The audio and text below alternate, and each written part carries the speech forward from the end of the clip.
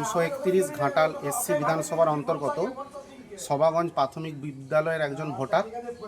আমার নাম কার্তিক বক্সি। আমি বর্তমানে ঘাটাল কলেজে কর্মরত।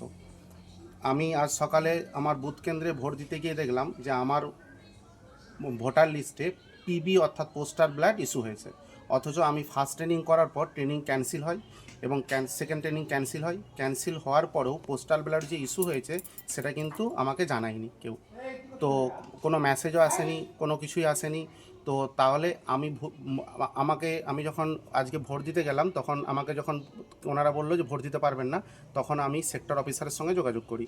সেক্টর অফিসার দেবব্রত ব্যানার্জি এরকম কেউ ছিলেন।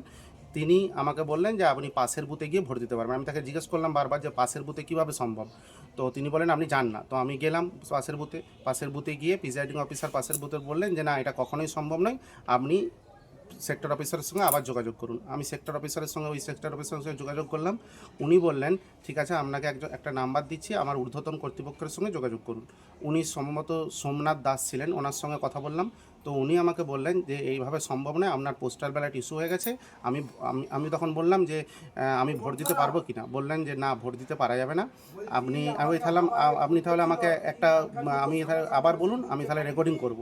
কিন্তু উনি বলেন না, কোনো প্রুফ আমি দেব না।